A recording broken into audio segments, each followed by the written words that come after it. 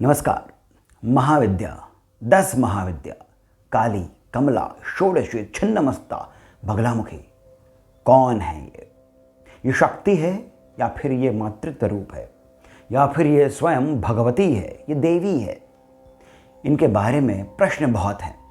इनकी शक्ति किस प्रकार कार्य करती है, इनके मंत्र क्या हैं, बीज मंत्र क्या हैं, इनके मंत्रों का हमारे भीतर क्या प्रभाव होगा, हमारे बाहरी जो वातावरण है उसमें क्या प्रभाव होगा, किस प्रकार हमारे कार्य होंगे, क्या ये धन दे पाएंगे, क्या ये शत्रुओं का नाश कर पाएंगे, क्या इन्हें से वाक सिद्धि होगी?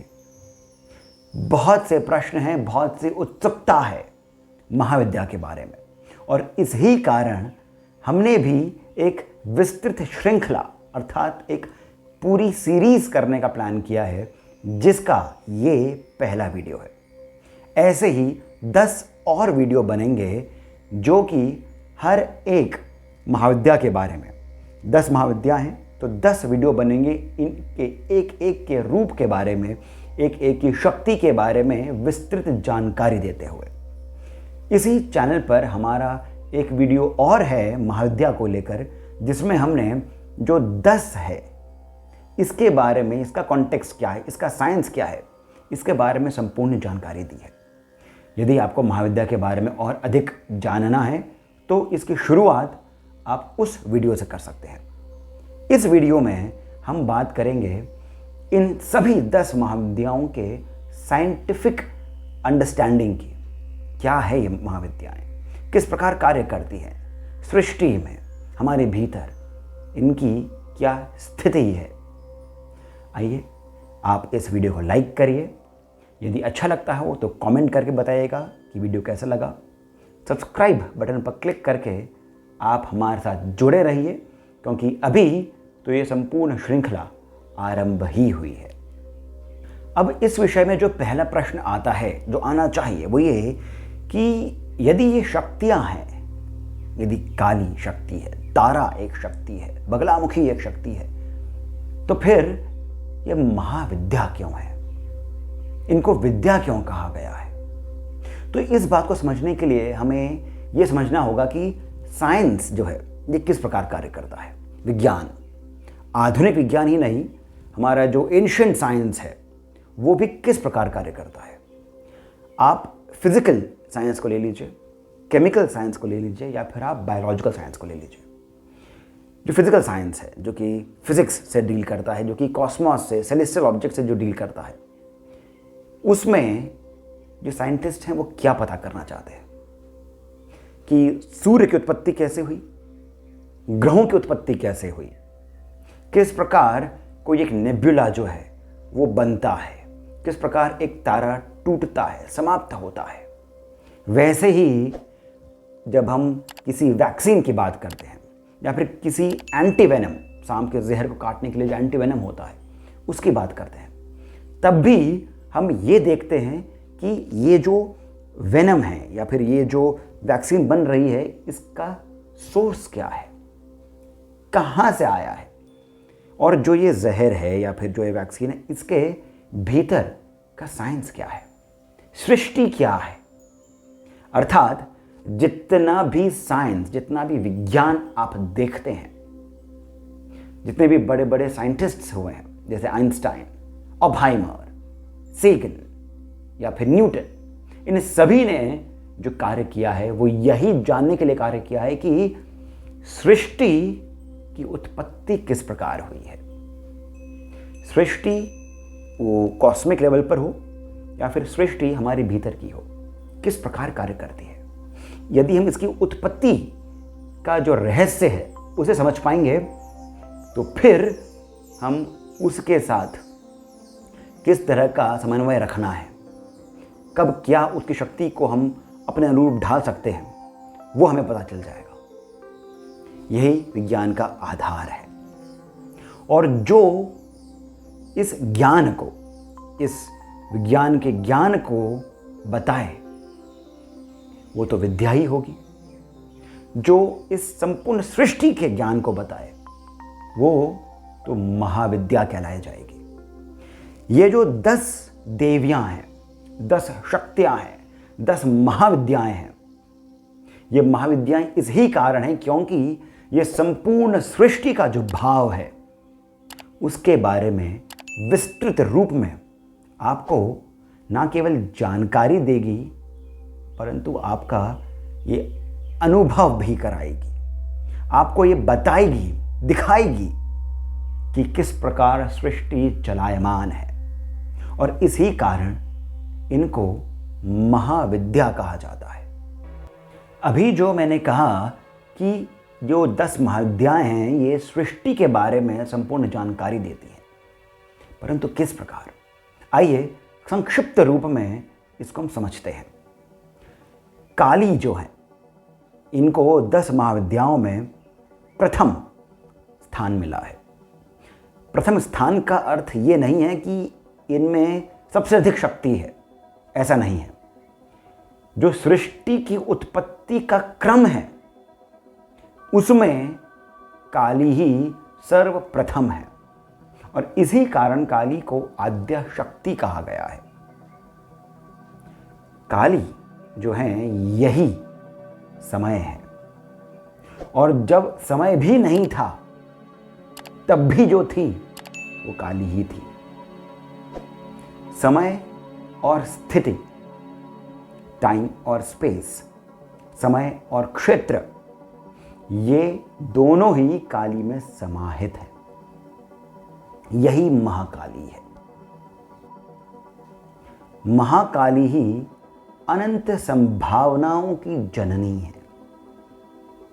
इन्हीं में सभी प्रकार की संभावनाएं जो हैं, सृष्टि का जो रूप है, सृष्टि की जो गति है, संपूर्ण सृष्टि ही है, यही काली के अंदर समाहित है।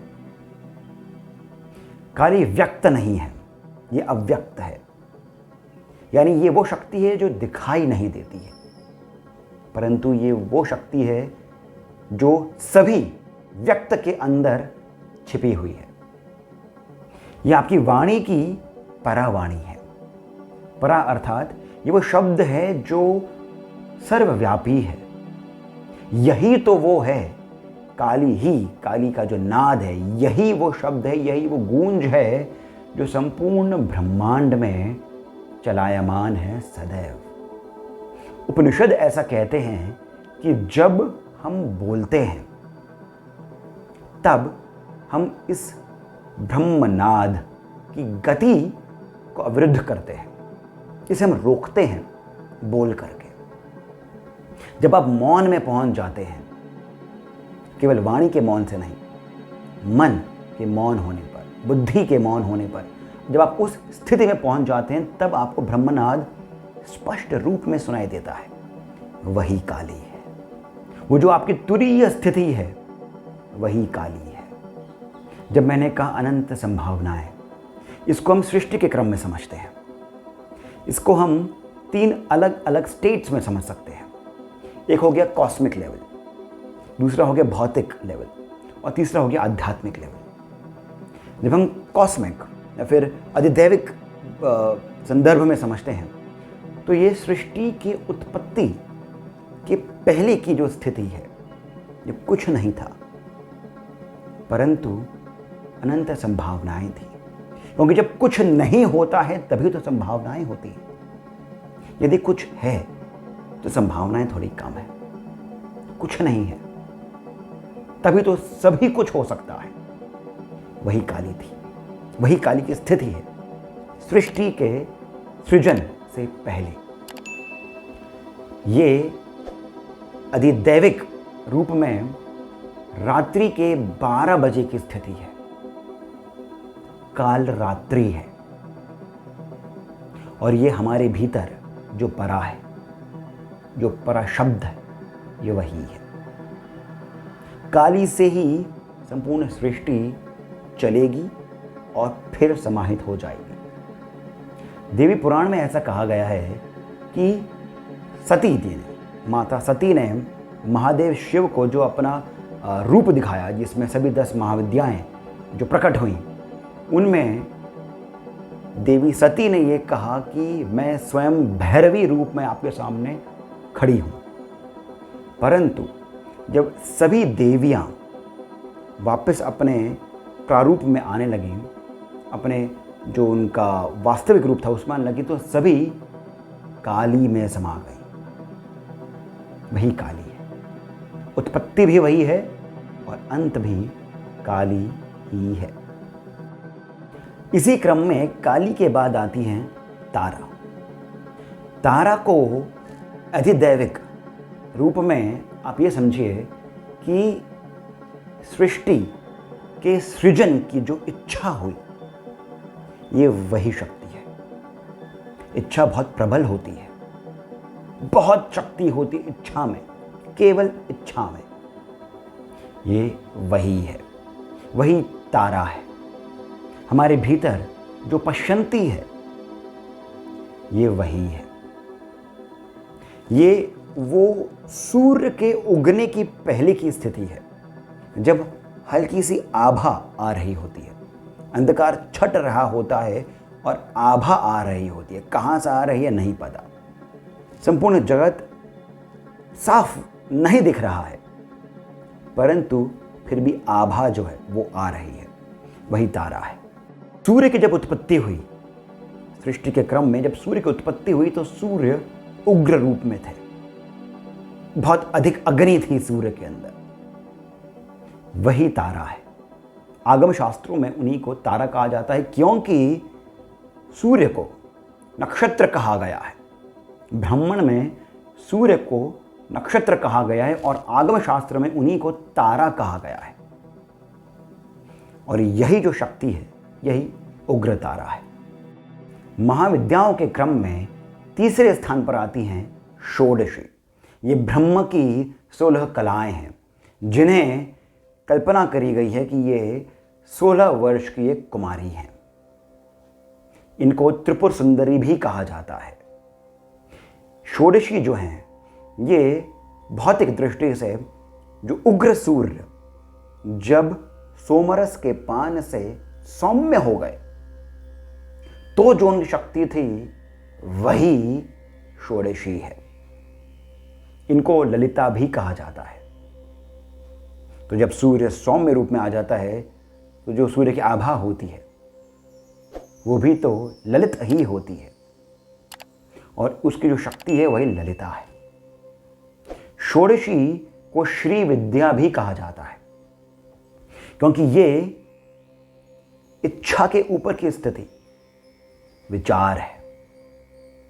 आपकी इच्छा हुई, परंतु उस इच्छा का कोई रूप नहीं होता है, वो तो तारा हो गई। परंतु अब जब आप विचार करने पर आते हैं, अभी भी कुछ वाणी नहीं निकली है, कुछ शब्द नहीं बुना गया है, कुछ उत्पत्ति नहीं हुई है, कुछ भी व्यक्त नहीं हुआ है, क्योंकि संपूर्ण संसार तो शब्दों से ही बना है, संपूर्ण संसार तो वाणी से ही बना है, यही तो वेद है। परंतु अब भी जो सृष्टि हमें दिखती है वो अभी भी नहीं आई है, कंपन हो रहा है, कुछ भीतर चल रहा है, काली, तारा और अब षोडशी, परंतु व्यक्त अब भी कुछ नहीं है। सब कुछ अभी उस सटल फॉर्म में है। तो जो विचार है, विचार रूप ले रहे हैं, विचार अपने आप को ढाल रहे हैं। वो जो शक्ति है, जो कि इस अनंत संभावनाओं की जो विचार प्रणाली है, वही षोडशी है, वही श्री विद्या है। और इसी कारण श्री विद्या का एक स्वतंत्र स्वरूप भी है, क्योंकि अपने आप में बहुत ही प्रचंड है, बहुत ही शक्तिशाली है। जब सूर्य उग्र थे तो उनकी शक्ति तारा थी, जब ये सौम्य हो गए तो षोडशी, और जब ये सूर्य प्रकाशित हुए, इनका प्रकाश जब संपूर्ण जगत में विस्तृत हुआ, विस्तार लिया, तब वो जो शक्ति है वही भुवनेश्वरी है। तीनों भुवनों की जो अधिष्ठात्री है वही भुवनेश्वरी है। जो ये दृश्य जगत आपको समझ आ रहा है, यही भुवनेश्वरी की शक्ति के कारण है। भुवनेश्वरी को मूल प्रकृति भी कहा गया है और मूल प्रकृति काली को भी कहा गया है वैसे, परंतु उसका भेद है, उसका अपना एक अलग सिद्धांत है। वो हम तब समझेंगे जब काली के ऊपर हम एक डिटेल्ड वीडियो करेंगे, जो कि अगला वीडियो होगा। परंतु जो भुवनेश्वरी हैं, इनके बारे में जब हम समझें तब हमें पता चलेगा कि इन्हीं से जो दृश्य जगत हमें समझ में आता है, उत्पत्ति जो हमें दिखती है, वो भुवनेश्वरी की शक्ति के कारण है। प्रचंड शक्ति है, अद्भुत शक्ति है भुवनेश्वरी। 5वें स्थान पर आती हैं भैरवी। भैरवी एक स्वतंत्र तंत्र के रूप में, एक स्वतंत्र सिद्धांत के रूप में भी मान्य है। भैरवी ही प्राण है। ये वो शक्ति है जिसके कारण आपका कुंडलिनी जागरण होता है, आपके प्राण ऊपर की ओर उठते हैं। वो भैरवी की ही शक्ति है। सभी प्राणियों के अंदर जो शक्ति गतिमान है वो वही भैरवी है। हम इसे इन सभी महाविद्याओं को एक और प्रकार से समझ सकते हैं, इनके शिव को समझ करके। जी हाँ, सभी महाविद्याओं के शिव भी हैं, तभी तो सृष्टि की उत्पत्ति हुई है। शिव और शक्ति की जो क्रिया हुई, उस ही के कारण सृष्टि की उत्पत्ति हुई। इसी कारण महाकाली के जो शिव हैं वो महाकाल हैं, जो तारा के शिव हैं वो अक्षोभ्य हैं, अक्षोभ्य शिव, अक्षोभ्य भैरव। अक्षोभ्य का अर्थ हुआ जिसमें क्षोभ नहीं है। तारा है, उदीयमान है, इच्छा है, हमेशा पॉजिटिव है। तो भैरव भी इनके जो शिव हैं वो भी इनके अक्षोभ्य हुए। फिर है षोडशी, इनके शिव हुए कामेश्वर। अब समझ सकते हैं, ये विचार है। इस ही से फिर बाद में ये संपूर्ण जगत बना, तो ये जो शिव हैं ये भी कामेश्वर हैं। भुवनेश्वरी के शिव हुए त्रयंबक। तो इस प्रकार क्रम से शिव को भी जब आप समझेंगे तो आप महाविद्याओं को भी समझ सकते हैं। अब जो शक्तियां आने वाली हैं, ये ऐसी शक्तियां हैं जिनके बारे में आपने कम ही सुना होगा। इनके जब आप चित्र देखेंगे तब आपको बहुत ही विभत्स सा रूप दिखेगा। जैसे कि छठी जो महाविद्या हैं वो हैं छिन्नमस्ता। इनका चित्र इस प्रकार का है कि धड़ से सिर अलग हो रखा है, खून की 2 धाराएं बह रही हैं बाईं और दाईं ओर, और इन्हीं की 2 योगिनियाँ, इन्हीं की 2 सखियाँ इन्हीं का रक्त पी रही हैं। अब इस विभत्स रूप के पीछे का रहस्य क्या है? बहुत ही सुंदर रहस्य है। छिन्नमस्ता वो शक्ति है जिसके कारण फूल में से फल निकलता है, जिसके कारण टहनी से आप फल तोड़ पाते हैं।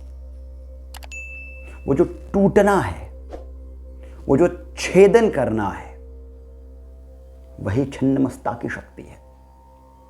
कुंडलिनी जागरण के समय अलग अलग चक्रों को भेदते हुए, ब्रह्मा, विष्णु और शिव के स्थानों को भेदते हुए जब आपकी प्राण शक्ति ऊपर की ओर उठती है, इन तीनों स्थानों को, इन सभी चक्रों को भेदते हुए उन्हें छिन्न भिन्न करते हुए, वही छिन्नमस्ता की शक्ति है। इनके बिना सृष्टि की गति चलायमान नहीं रहेगी, क्योंकि गति को चलते रहने के लिए आगे के जितने भी रुकावटें हैं उन्हें दूर करना होता है।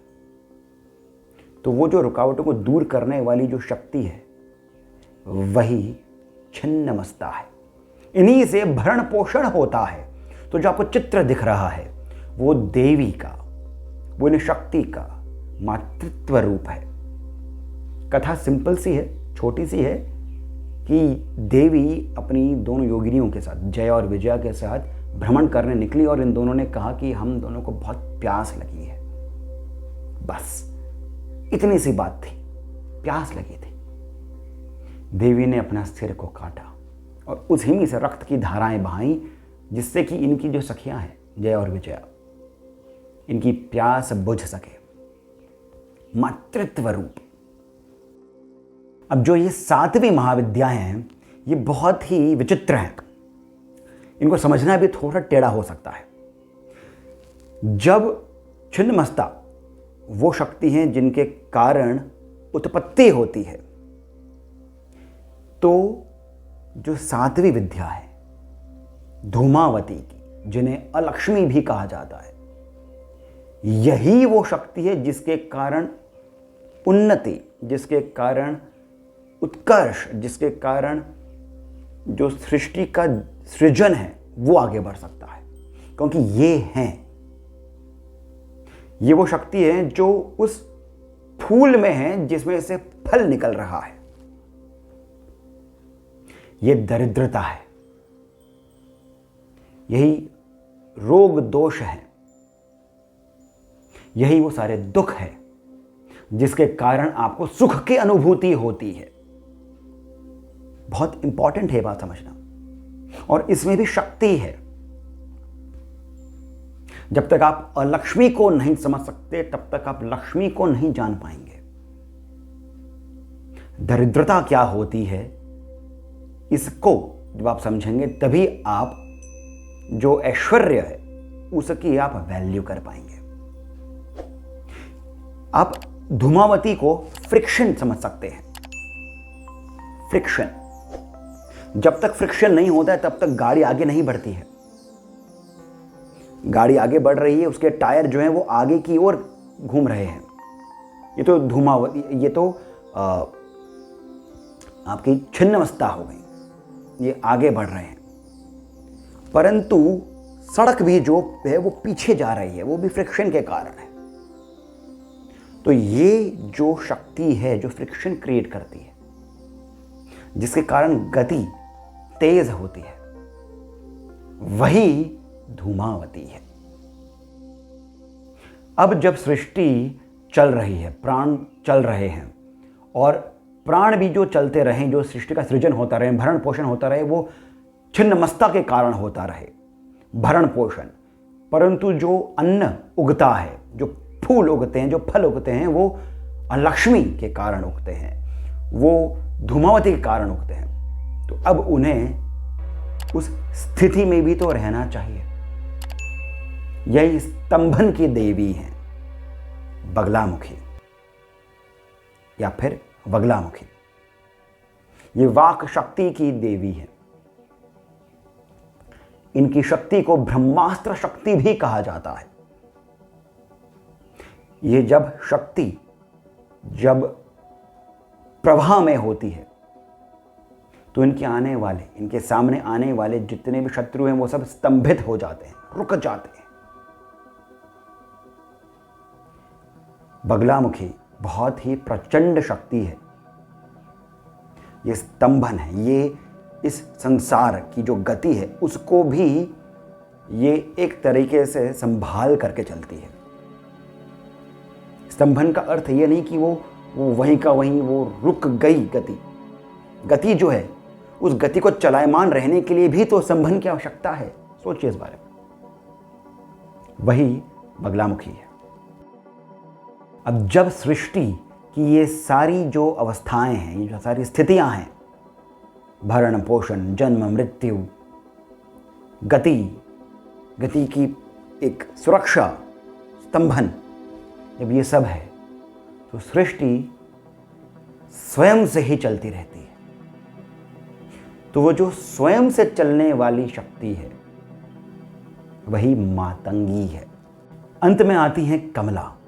कमला लक्ष्मी का ही एक तांत्रिक रूप है। ये वही हैं जो कि लक्षित हैं।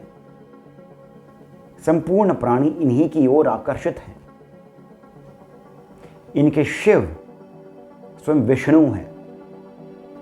लक्ष्मी जो हैं उनके बाईं और दाईं ओर 2 गज आपको दिखेंगे।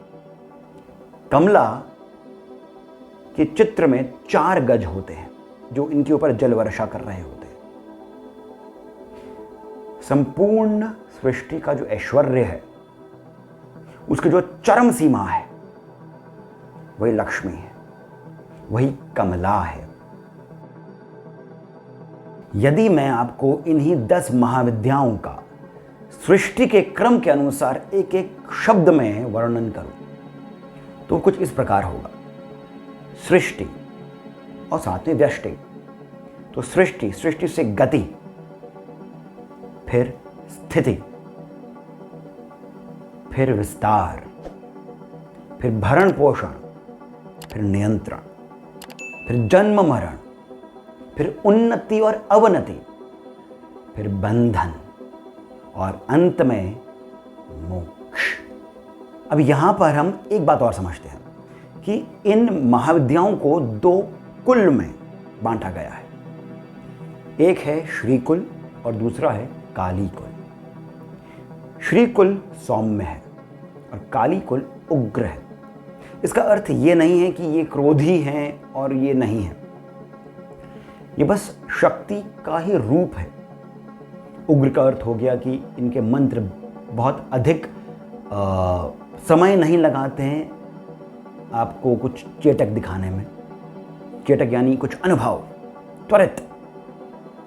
इनके जो मंत्र होते हैं वो बहुत शीघ्र कार्य करते हैं, परंतु उतने ही ये ज्वलनशील भी होते हैं। कुछ उल्टा हो गया तो कुछ गड़बड़ी भी हो सकती है। प्रचंड शक्तियां हैं, शक्तिशाली, और उतनी ही शक्तिशाली श्रीकुल की भी जो महाविद्याएं वो भी हैं, परंतु जो इनका नैसर्गिक रूप है वो सौम्य है। काली कुल और श्रीकुल को समझने के बाद हमें ये भी जानना होगा कि इनकी जो आराधना है, इनका जो मंत्र जाप किया जाए, साधना करी जाए, वो कब करना उपयुक्त होगा। तो उसी के लिए गुप्त नवरात्रि है। हमें यहाँ पर कुछ बात को गहरे में समझना होगा। नवरात्रि 4 आती हैं, 2 नहीं। ये उसी प्रकार है जिस प्रकार संध्या भी 4 होती हैं दिन में, 2 नहीं। एक अहोरात्रि में, यानी दिन और रात, अहोरात्रि में एक प्रातः काल की संध्या, एक दोपहर की संध्या, एक शाम की संध्या जिसे सायं संध्या कहते हैं, और एक रात्रि की संध्या। उसी प्रकार एक संवत्सर में, यानी एक वर्ष में 4 नवरात्रि आती हैं, जिसमें से एक शारदीय और एक चैत्र जो हमें पता है, फिर एक आती है जो कि माघ की हो गई, जो कि जनवरी के आसपास आती है, और दूसरी आती है जुलाई के आसपास। ये गुप्त नवरात्रि है। ये जो नवरात्रि है और जो संध्याएं हैं, इनका रहस्य क्या है, इनका साइंस क्या है। संध्या वो समय है, वो बेला है जब ट्रांजिशन फेज में होते हैं, दिन रात दोपहर शाम। यानी कि सुबह के बाद जब दोपहर आ रही होती है, वो जो ट्रांजिशन फेज हो रहा होता है, वो जो चादर एक हट रही होती है और दूसरी चादर बिछ रही होती है, तब जो गद्दा होता है वो हमें दिख जाता है। यानी कि वो जो ऊर्जा है जो सदैव सर्वव्यापी है, सदैव गतिशील है, वहां तक हम बहुत आसानी के साथ पहुंच जाते हैं। उसकी ऊर्जा को हम अनुभव कर सकते हैं इन बेलाओं में, संध्या के समय। इसी कारण गायत्री मंत्र का जाप भी संध्या के समय करने की बात कही गई है। और यही एक वर्ष में नवरात्रों के रूप में आते हैं, जो ट्रांजिशन फेज होता है एनवायरनमेंट के अंदर। वो जो कॉस्मिक ऊर्जा है वो इस समय बहुत ही आसानी के साथ आपके अंदर प्रवाहित हो सकती है, आपको शक्तिमान बना सकती है, आपको सिद्धियां प्रदान कर सकती है। अब यहां पर मैं एक और छोटी सी बात कहना चाहूंगा कि जब भी हम किसी भी देवी देवता की पूजा, उनकी आराधना, उनके मंत्र करना आरंभ करते हैं, तो उसके पहले एक धारणा बनानी आवश्यक होती है। उनका ध्यान करते रहना आवश्यक होता है। आपके चिंतन के अंदर, आपके मनन के अंदर उनके भाव, भंगिमाएं, उनका रूप, शक्ति, वो सभी आते रहने चाहिए। उसी कारण आप ध्यान उनका अच्छे से कर पाएंगे। अन्यथा पूरा ध्यान आपका मंत्र के अंदर, माला के अंदर ही रह जाएगा। और इसी कारण मैं आपको इन महाविद्याओं का मंत्र नहीं बता करके एक अलग मंत्र बता रहा हूं जो कि बहुत ही प्रभावशाली है गुप्त नवरात्रों में, और वो है नवायण मंत्र, यानी ओम ऐं ह्रीं क्लीं चामुंडाय विच्चे। ये जो मंत्र है ये अपने आप में बहुत ही प्रभावशाली है। इसमें महासरस्वती, महालक्ष्मी, महाकाली की मिलीजुली शक्ति है, वो है ऐं ह्रीं क्लीं। ऐं सरस्वती का बीज है, ह्रीं माया बीज है, क्लीं काली बीज है। फिर आता है चामुंडाय। चामुंडाय जो है ये भी बहुत ही सुंदर है। देखा जाए तो इसके अंदर 4 अक्षर हैं, चा मुन डा य, परंतु इनकी जो संख्या है वो 9 है।